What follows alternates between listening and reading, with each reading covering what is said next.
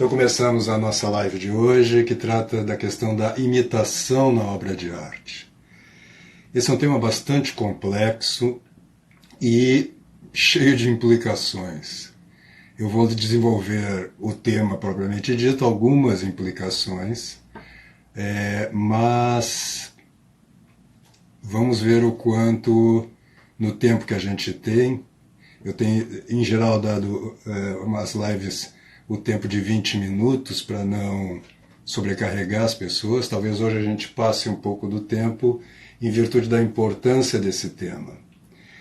Ontem mesmo eu gravei a 5ª aula e publiquei a 5ª aula do curso Arte do Ator, onde boa parte da aula eu dediquei a esta questão, a questão da imitação, que é pouco contemplada nos tempos que correm, e entretanto ela é essencial.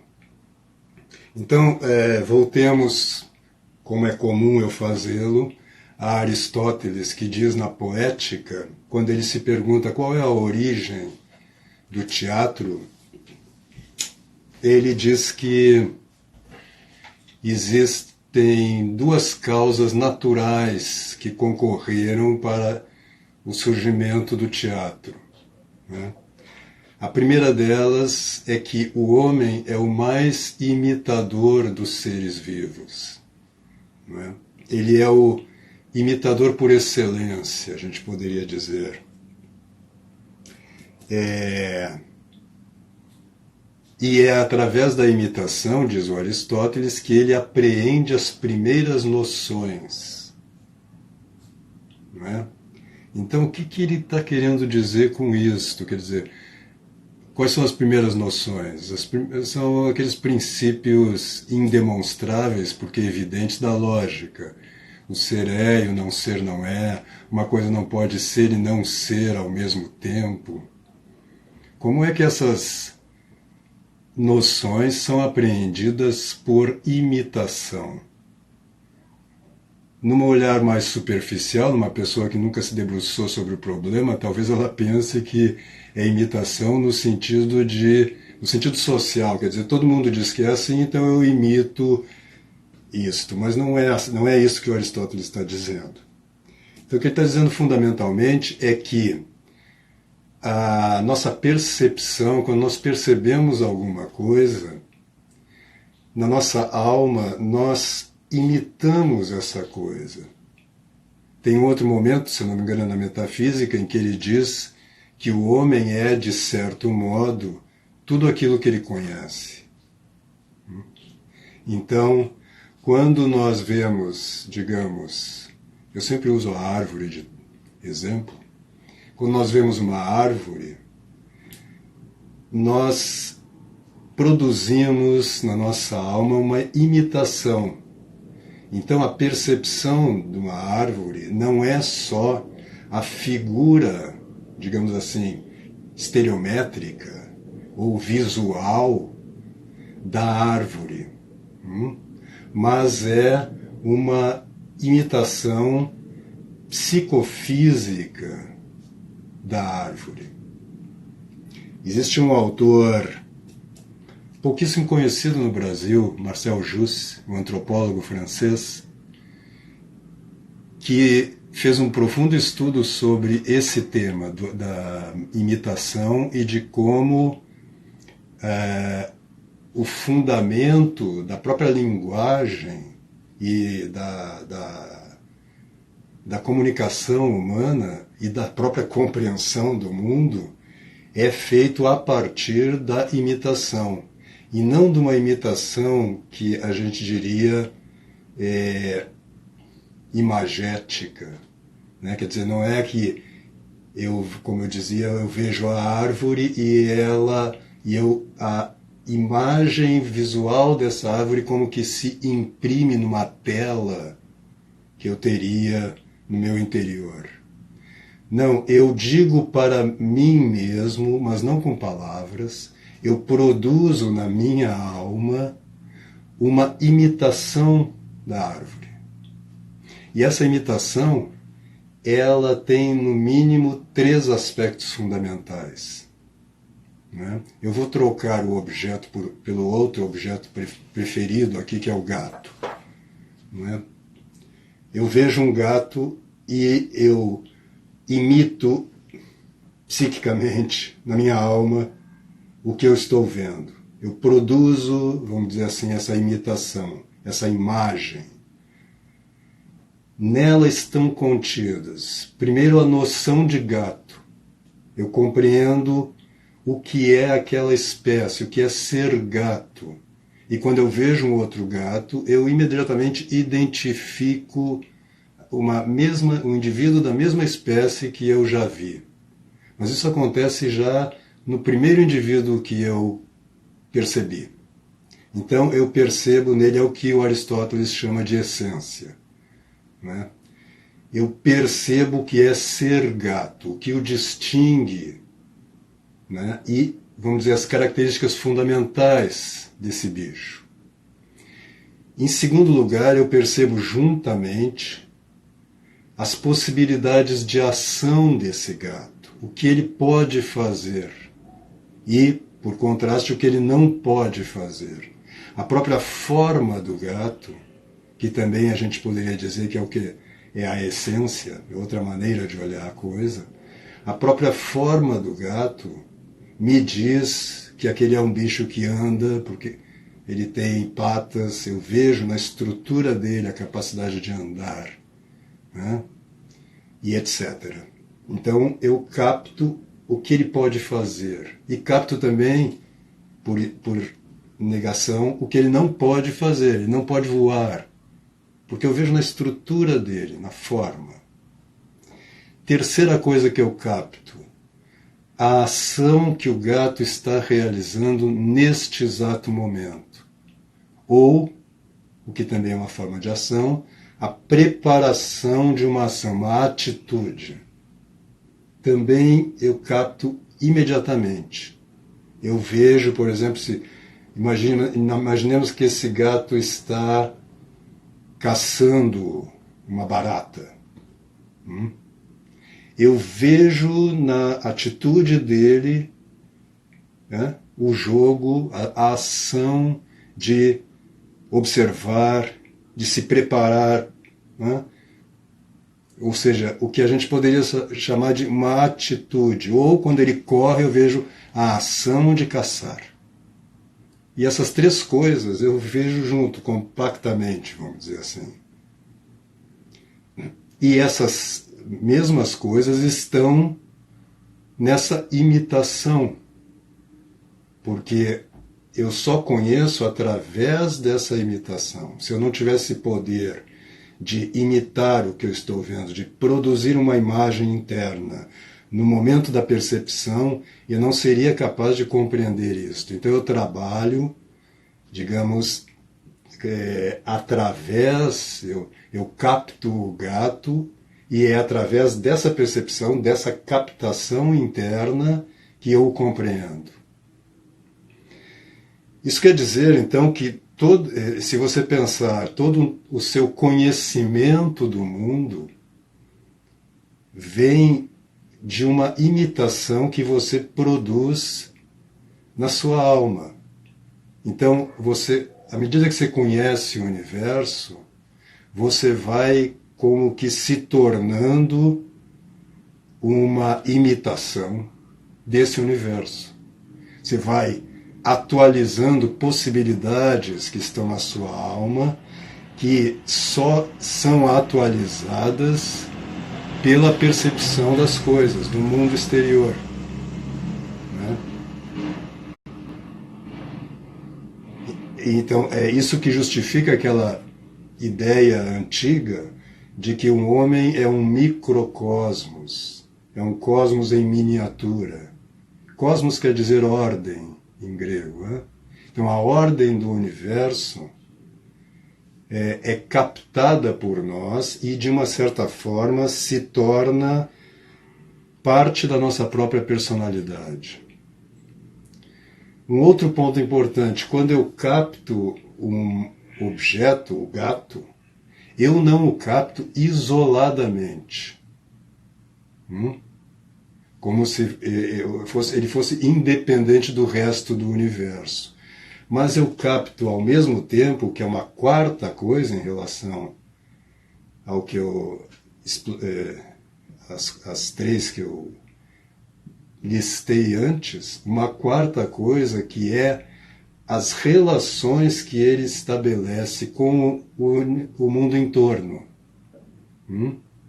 O universo, portanto, e essa é uma imagem que o Marcel Jousse usa, ele é um imenso complexo de inter-relações, de ações, de agentes que agem sobre, agidos ele usa em francês, mas a gente poderia dizer pacientes.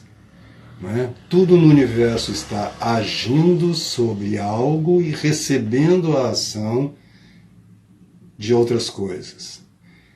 Tudo está em relação. E isto também eu percebo de uma forma, vamos dizer assim, recortada, porque eu não capto tudo isso, não é possível captar isso tudo, mas eu sei que o gato está em inter-relação com as outras coisas, que ele não existe isoladamente.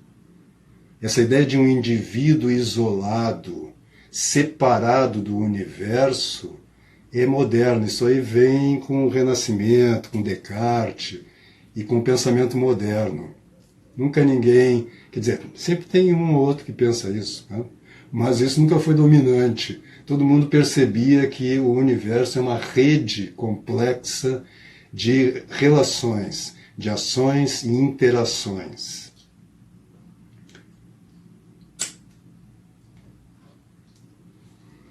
Marcel Jousse também usa uma expressão da biologia que é interessante para nós. É uma puta sacada, na verdade. Existem duas maneiras dos objetos, dos seres crescerem, desenvolverem-se. Não é? Em biologia você diz então que os seres vivos, eles crescem por intuscepção. O que é uma intuscepção? É a absorção de um elemento externo e, através dessa absorção, a incorporação dele no próprio organismo. Né? Aquela frase que, se não me engano, é do Piaget, que quando o coelho come a alface, não é o coelho que se transforma na alface, mas a alface que se transforma em coelho. Então, quando nós captamos, quando eu pego um gato, não sou eu que me transformo no gato, mas o gato que é absorvido, né, e se transforma em mim. A frase do Aristóteles. O homem é, de certo modo, tudo aquilo que ele conhece. Então, essa intuscepção quer dizer que quando eu capto, quando eu percebo uma coisa, ela não só se torna parte da minha personalidade, como ela se entra em relação com esse universo todo interior. E ele não só se torna parte, porque quando a gente pensa parte da nossa personalidade, a gente de novo separa, como se a parte fosse somada a outras partes para compor o todo. E não é assim que se dá. Isso se dá, voltando ao conceito biológico, com a outra forma de crescimento que se dá nos minerais, que é chamada de aposição. Ou seja, os minerais crescem por soma dos elementos externos. Então, nos minerais, sim, você pode falar em partes separadas. Quando você retira a parte de uma pedra, as duas partes continuam sendo pedra. Nenhuma é menos pedra que outra.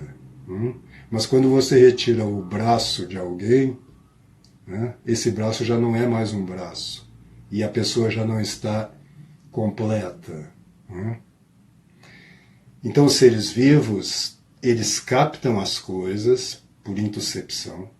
Aqui nós estamos falando, ele usa como metáfora, porque ele está usando isso no plano do alimento, né? A biologia pensa isso no plano do alimento, mas nós podemos pensá-lo, é justo que nós o pensemos no plano do conhecimento. Eu não sei se você percebe já a implicação enorme e profunda que isso tem sobre a questão da obra de arte. Nós já estamos quase chegando no final do nosso tempo.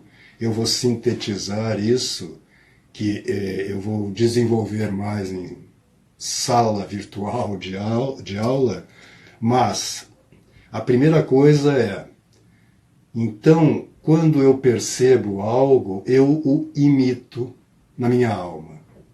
Isso é geral, todos os homens fazem isso. Então, uma obra de arte, ela é, em princípio, uma imitação desta imitação, ou uma transposição dessa imitação numa determinada matéria sobre a qual o artista trabalha. Não é tão simples assim, porque essa imitação, ela não vamos dizer assim, literal. Então o artista, quando ele imita a árvore, quando um pintor, quando Van Gogh pinta um cedro, ele não está só pintando a imitação do cedro, que a imitação, vamos dizer assim, literal do cedro, que se deu na sua alma. Mas, devido à intuscepção e, portanto, à inter-relação dessa percepção com todo o universo anímico do Van Gogh, ela toma um colorido, ela toma uma forma que já é pessoal, já é, vamos dizer assim, já tem a assinatura do Van Gogh. Mas isso não basta, porque senão todo mundo poderia ser Van Gogh. Ele precisa agora duas coisas fundamentais. Primeiro, dominar a técnica que vai permitir que ele imite essa forma, agora não só captada, mas percebida pela própria pessoa na tela. Isto não é o mais difícil, apesar de ser trabalhoso, muito trabalhoso. As pessoas em geral hoje em dia não têm mais a ideia da dificuldade que é o domínio de uma técnica. Mas não é o mais difícil, vamos dizer assim. O mais difícil é que esta percepção anímica da pessoa, vamos até nem só anímica, da pessoa como um todo, do indivíduo Van Gogh, que acontece na sua profundidade, na sua, vamos dizer, no centro da sua alma.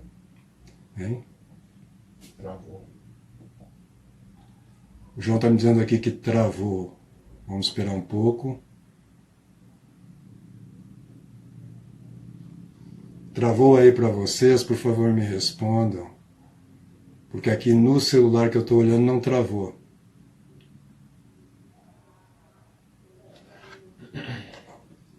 Aqui tá muito.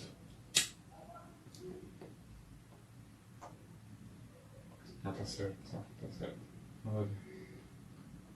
Ok, obrigado. Não travou. Então desculpe essa interrupção. Eu vou retomar. Qual é a coisa mais difícil? O mais difícil é que essa percepção pessoal, personalizada do artista encontre um caminho livre, vamos dizer assim, para a sua consciência e para a produção da obra. Significa o quê? Significa que a nossa percepção e a nossa percepção personalizada de algo pode muito bem ser falseada neste caminho que vai a, vamos dizer, uma consciência mais lúcida dessa percepção. Ou, dito de outra forma, a expressão dessa percepção. A tua mente está no caminho. Eu costumo dizer que é uma distância enorme, há quase um abismo entre a cabeça e o coração. Você percebe as coisas com o seu coração, mas você as expressa não com, mas através dos recursos que você tem na mente, que você captou por imitação também, mas de outra maneira. Então, resumindo, há 2 níveis, no mínimo, de imitação. A imitação que é comum a todos os homens e que é essa intuscepção de uma forma externa, de um ser externo na nossa própria alma. E depois a imitação que é a obra de arte, que é uma expressão numa determinada matéria, né? Ou com determinada matéria, a tela e as tintas, ou você poderia pensar de outra forma, as cores, as manchas coloridas para o pintor, né? O mármore para o escultor, as ações humanas para o ator, os sons para o músico, etc. Essa expressão numa determinada matéria dessa percepção pessoal. Livre, feita, vamos dizer assim, de tal forma que na sua imaginação, o trabalho da imaginação, não seja dificultado e atrapalhado pelos pensamentos, pelos temores, pelos desejos, por toda uma zona intermediária na sua alma, né, que há na sua alma entre o centro dela, a sua personalidade, ou o núcleo da sua personalidade, e a expressão externa dessa percepção. Então, é isto o tema de hoje. Concluo aqui. Não sei se há alguma pergunta. Não estou conseguindo ver nada aqui. Vocês têm alguma pergunta? Se não, se houver, as perguntas que estão aqui a gente tem registradas e depois eu gravo alguns vídeos curtos respondendo essas perguntas.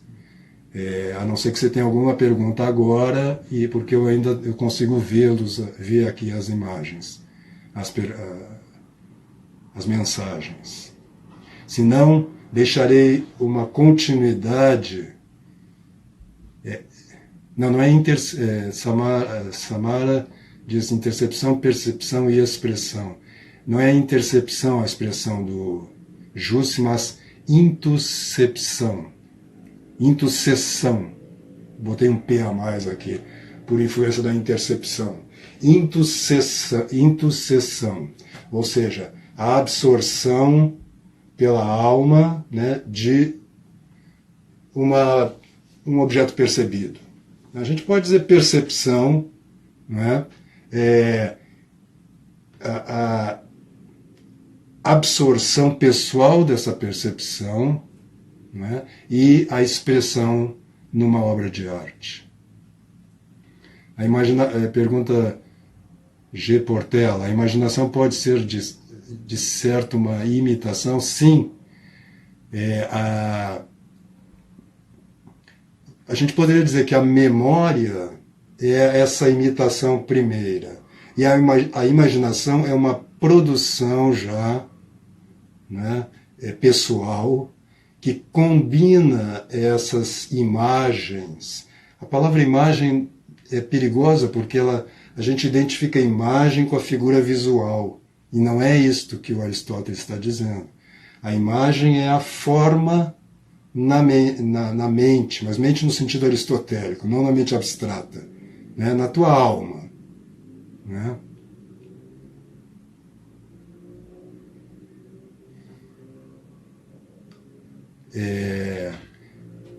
Então por hoje é isto. Eu vou tratar ainda do problema da imitação de um outro ponto de vista na próxima live, mas para não estourar demais o horário, fiquemos por aqui. Agradeço muito a presença de todos vocês e até a próxima live. Que Deus os abençoe.